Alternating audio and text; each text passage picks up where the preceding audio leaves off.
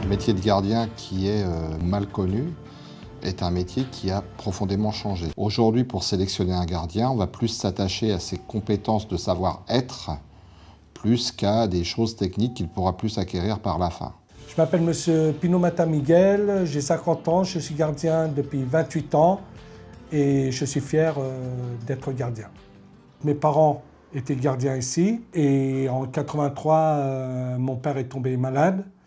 Et donc, le responsable de secteur qui avait ici m'a demandé, vu que je connaissais le site, je connaissais tout le monde et la vie de gardien, m'a demandé si je voulais reprendre la relève des parents. Je m'appelle Camille Dreux, je suis gardien depuis 7 ans et franchement, je souhaite rester dans ce métier jusqu'à la fin de ma carrière.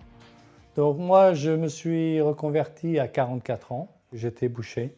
Je ne regrette pas du tout ma reconversion et à la limite, j'aurais eu l'opportunité avant, je pense que je l'aurais fait avant. Je suis François de la Chapelle, gardien à le GIREP depuis 11 ans, toujours disposé à l'être alors que j'ai déjà franchi le cap de la retraite. Je suis devenu gardien d'immeuble à la suite d'une période de chômage.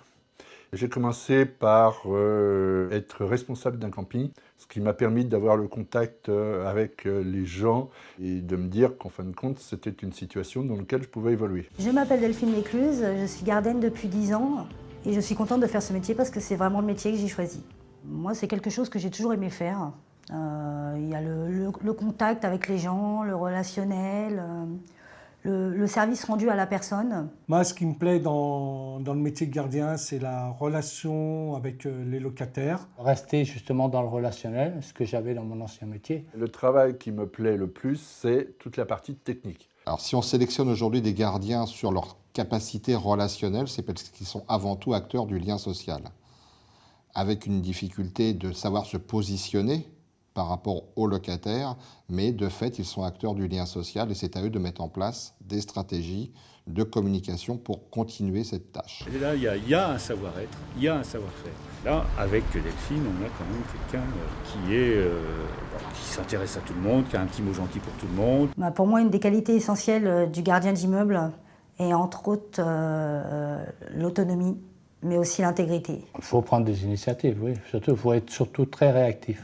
Après, être bricoleur un peu, honnête, bien sûr aussi. Le gardien, c'est une poigne de fer dans un gant de velours. Bonjour Madame Martinez, souriez, vous êtes filmée. Le fait d'habiter sur place, donc ça a des avantages certes, parce qu'on n'a pas de transport le matin, on est chez soi le midi. Vous êtes avec les gens, donc vous avez les mêmes problèmes à vrai dire, donc vous les connaissez d'autant plus. Mais par contre, c'est vrai, les gens ont tendance à sonner chez vous à la limite le soir ou le week-end. J'ai vu dans ma carrière des locataires venir me sonner à 22 h pour me dire il n'y a plus d'électricité. C'était un fusible qui avait sauté. Vous êtes ici, on a un problème, donc on va venir voir la gardienne. Monsieur Dreux, depuis le temps que je suis dans la maison, que j'avais plus de 40 ans, je n'ai jamais vu un gardien comme vous. Je peux lui demander n'importe quoi, il est toujours là. Aussi, là. Bah, je sais. Moi, j'ai besoin de vous tout à l'heure, pas tout à l'heure, demain. Demain, samedi, Madame Benfadel. Oui, je dors. J'ai ma femme, mes enfants m'occuper aussi. C'est un métier ouvert à tout le monde aujourd'hui, hommes, femmes, il n'y a pas de différence ni de sexisme avéré dans ce métier.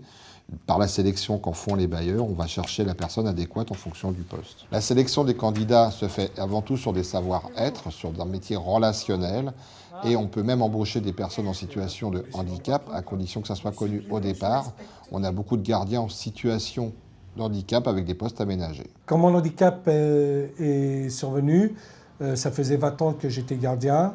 Donc avec tous les aménagements que la société a fait pour moi, j'ai pu rester sur le site. On m'a donné un tracteur pour pouvoir tracter, ce qui fait que je ne tracte plus les conteneurs. Bon, ils ont mis en place des formations de gestes et postures pour éviter ces problèmes-là de dos. Donc en faisant ces formations gestes et postures, j'ai adapté d'autres façons.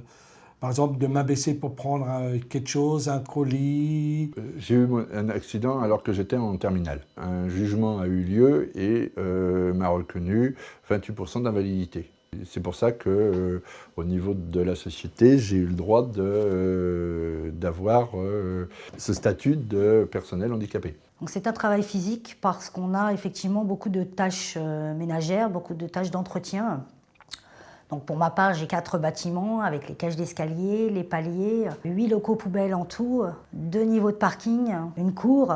Donc c'est vrai que ça fait beaucoup d'entretien. Le métier de gardien d'immeuble aujourd'hui, s'il comporte 50% de temps sur les tâches matérielles, ce qu'on appelle tâches matérielles, traitement des ordures ménagères et aussi l'entretien ménager, a néanmoins aussi 50% de son temps consacré à diverses tâches administratives très variées. On est un petit peu comme un chef d'entreprise parce que moi je dis que les gardiens d'immeuble, on n'a pas un métier mais des métiers.